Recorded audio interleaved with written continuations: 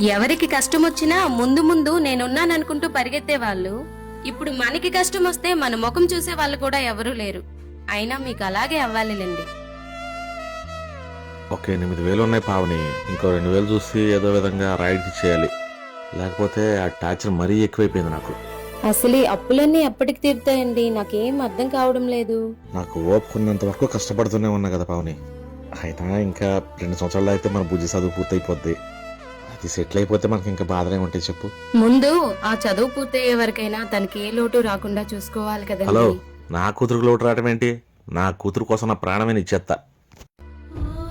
సరేలే కానీ ముందు ఆ రాయుడు బాకి ఏదో క్లియర్ చేసేయండి. వాడు అసలే నోటికి ఏదొస్తే అది మాట్లాడతాడు. ఈ రోజు ఎలాగే నాడు బాకి ఇచ్చి తీరతా.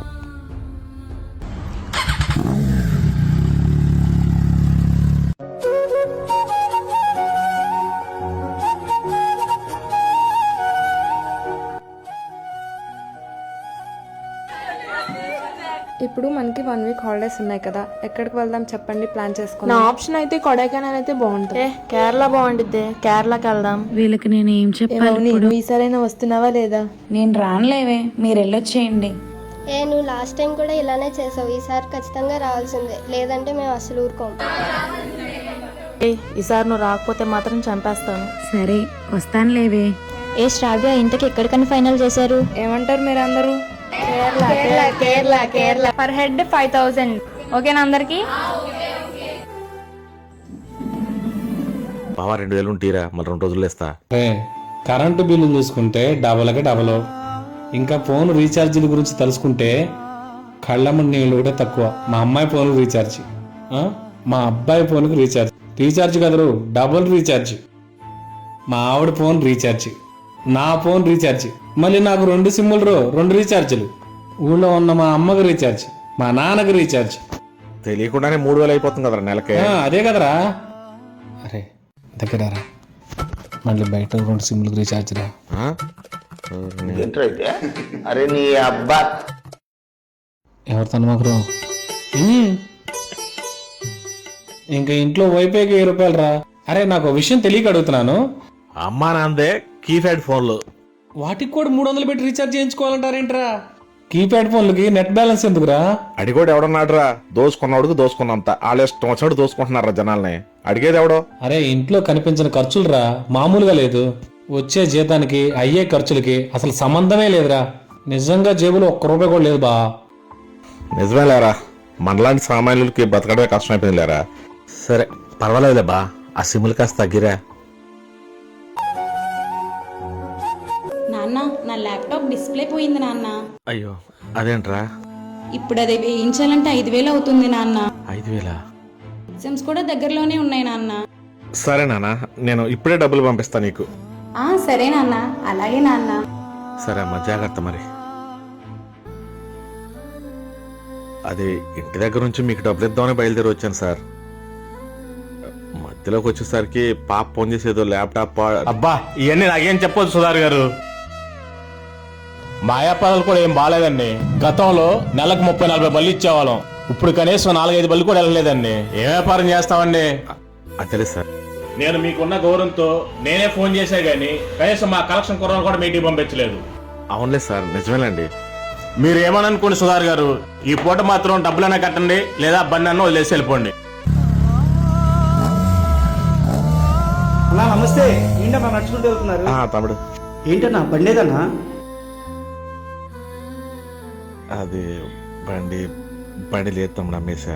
అదేంటన్నా బండి లేకుండా నీకు ఎలా బతికేవన్నా? అసలు ఇలాంటి కారులో తిరిగేవన్నా? అసలు నీకు ఇలాంటి పరిస్థితి రావడం ఏంటన్నా? నాకు చాలా బాధగా ఉంది. పర్వాలేదు తమ్ముడు, టైం అలా వచ్చింది, ఏం చేద్దాం. అన్నా నీ పరిస్థితి బాగున్న వాళ్ళు నీ పక్కనే చేరి పందికొక్కులా తిన్న వాళ్ళందరూ ఏరన్నా ఈ రోజు. ఇప్పుడు ఈ పరిస్థితుల్లో నిన్ను వదిలేశారు. ఏం స్నేహితులు అన్నాయి? పర్వాలేదు తమ్ముడు, నాకు ఇష్టమయ్యే కదా నేను పెట్టాను. వాళ్ళు నా దగ్గర నుంచి ఏది బలవంతంగా లాక్కోలేదు కదా. దేవుడు చల్లగా చూస్తే మళ్ళీ అన్ని సంపాదించుకుంటా తమ్ముడు. అన్నా మన ఏరియాలో నీ సొమ్ము తిన్నోడంటూ ఎవడూ లేడన్నా. అయినా కానీ నీకు ఇంత కొంచెం కూడా అసలు బాధ కానీ కోపం కానీ కలగదేంటన్నా? చిచ్చి అట్లా అనకూడదు తమ్ముడు. సరే తమ్ముడు, వస్తా. ఎక్కడికి వెళ్ళాలో చెప్పండి అన్న, నేను దించుతాను, రండి అన్న. సరే తమ్ముడు, థ్యాంక్ యూ.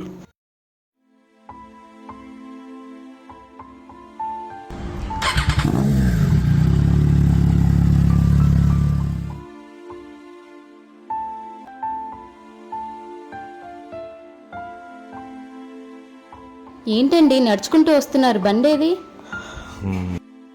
ఉందిలే పద. బండేమైందంటే చెప్పరేంటండి? అదే ఆ రాయుడు గారికి ఇంకో 2000 చూసి 10,000 ఇచ్చేద్దామని వెళ్ళా కదా. ఈలోపు బుజ్జి ఫోన్ చేసి ల్యాప్టాప్ ఏదో పాడైపోయింది, అర్జెంట్గా 5,000 కావాలంది. సరే తన చదువు కన్నా ఎక్కువ ఉందని చెప్పేసి 5,000 అటు వేసేసా పావని. ఇంకా రాయుడితో గొడవ ఎందుకులే అని చెప్పేసి బండి అక్కడ పెట్టేసి వచ్చేసా పావని. ల్యాప్టాప్ ఉంటే 2 రోజులు వాళ్ళ ఫ్రెండ్స్ తో ఎవరిదన్నా వాడుకునేది. నీకు బండి మళ్ళీ లేకుండా వాళ్ళని వెళ్ళి ఎలా నరగటం బాగోదులే పావని. మనం ఇక్కడ ఎన్ని ఇబ్బందులు పడ్డా బుజ్జికి అక్కడ ఏ లోటు రాకూడదు పావని. బుజ్జి చెప్పరా. అమ్మా ఏం చేస్తున్నారు? ఏం లేదమ్మా, నాన్న ఇప్పుడే వచ్చారు, స్నానానికి నీళ్లు పెడదామని చూస్తున్నాను. సరేలే, ఒకసారి ఫోన్ నాన్నకివ్వమ్మా. నాన్నకి కొంచెం బాగోలేదని పడుకున్నారులే అమ్మా. అవునా, ఏమైందమ్మా నాన్నకి? ఏం లేదమ్మా, ఆ రాయుడు బాకి ఇచ్చేద్దామని మనీ పట్టుకొని వెళ్ళారు. ఈలోగా నువ్వు ల్యాప్టాప్ పాడైందని ఫోన్ చేసావంట కదా. అవునమ్మా. ఆ ఉన్న డబ్బులు నీకేసేసాడు. ఆ రాయుడు ఎలాగంటే అలా మాట్లాడతాడని అప్పు కింద ఆ బండి అక్కడ వదిలేసి వచ్చాడమ్మా.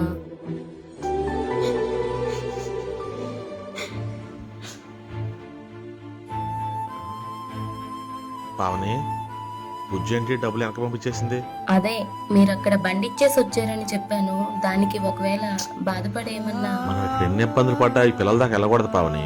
మళ్ళీ వాళ్ళు చదువులు డిస్టర్బ్ అవుతాయి.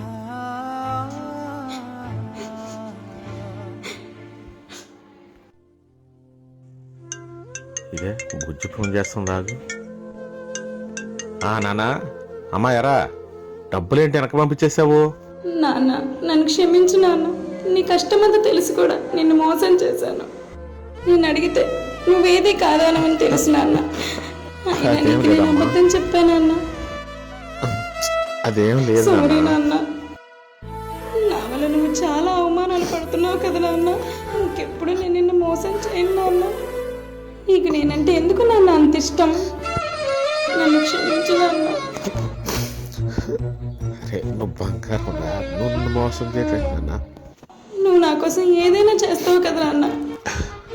నా వల్ల మీరు బాధపడే పరిస్థితి ఇంకెప్పుడు రాని నాన్న.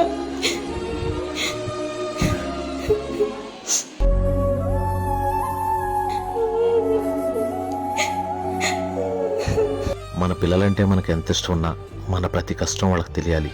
మంచి పిల్లలు తల్లిదండ్రుల ప్రతి కష్టాన్ని అర్థం చేసుకుంటారు.